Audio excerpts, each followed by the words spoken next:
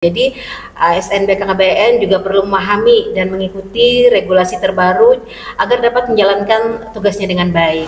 Apa sih yang bisa dilakukan oleh ASN BKKBN untuk menghadapi tantangan-tantangan tersebut? Oke.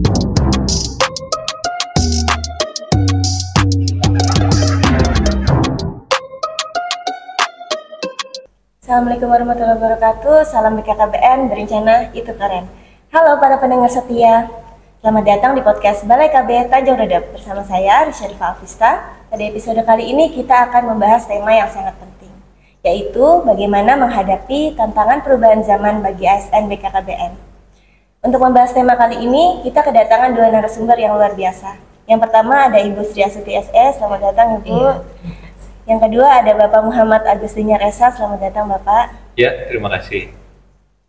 Nah, kedua narasumber kita kali ini merupakan ASN BKKBN Kalimantan Timur, tepatnya selaku penyuluh keluarga berencana. Bagaimana kabarnya hari ini Bapak dan Ibu? Alhamdulillah baik, sehat, semangat luar biasa. Alhamdulillah. Baiklah, saya akan ke Ibu Sri Astuti terlebih dahulu. Yang akrabnya biasanya saya panggil dengan Mbak Uci. Nggak apa-apa ya saya panggil dengan Mbak Uci. Ya. Nah, sekarang ini kan semuanya serba online, serba pakai aplikasi karena kita sudah ada di era digital. Nah, pada saat era digital ini perubahan terjadi dengan sangat cepat. Perubahan itu mendatangkan tantangan-tantangan tersendiri. Menurut Mbak Uci nih, sebagai ASN BKKBN, apa sih tantangan-tantangan yang dihadapi dalam perubahan zaman ini? Oh iya.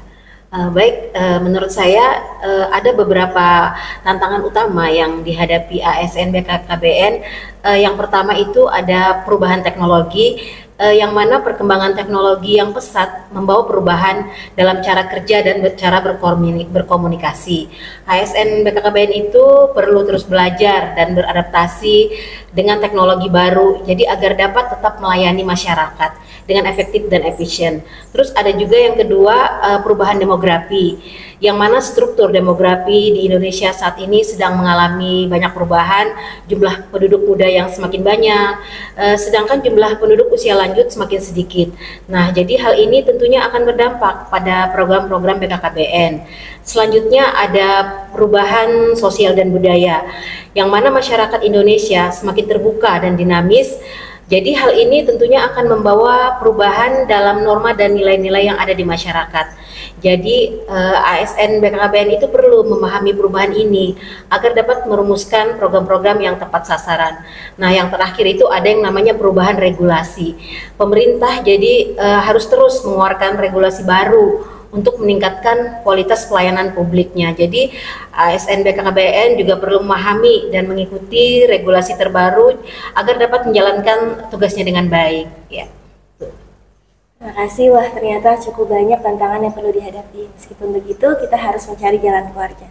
Kita beralih ke Bapak Muhammad Agustinyar. Ya. Menurut Bapak nih, apa sih yang bisa dilakukan oleh ASN BKKBN untuk menghadapi tantangan-tantangan tersebut? Oke, ya baik. Menurut saya ada beberapa tantangan untuk ASN, khususnya BKKBN, ya perlu melakukan beberapa hal. Yang pertama adalah meningkatkan kompetensi. Jadi ASN BKKBN perlu terus belajar dan meningkatkan kompetensinya agar dapat mengikuti perkembangan zaman. Nah, hal ini dapat dilakukan dengan mengikuti pelatihan, seminar, dan workshop. Yang kedua adalah meningkatkan inovasi. Jadi ASN BKKBN ini perlu kreatif dan inovatif dalam merumuskan program-program dan kegiatannya. Nah, hal ini dapat dilakukan dengan melakukan riset dan pengembangan serta belajar dari pengalaman terbaik dari daerah lain. Yang ketiga adalah meningkatkan kolaborasi. ASN BKKBN perlu bekerja sama dengan berbagai pihak seperti pemerintah daerah, organisasi masyarakat, dan sektor swasta untuk mencapai tujuan bersama. Yang keempat adalah meningkatkan pelayanan publik. Jadi ASN BKKBN perlu meningkatkan kualitas pelayanan publik agar dapat memberikan pelayanan yang terbaik bagi masyarakat. Ini dapat dilakukan dengan menerapkan e-government, meningkatkan kecepatan dan ketepatan pelayanan, dan meningkatkan keramahan dan kesopanan untuk petugas.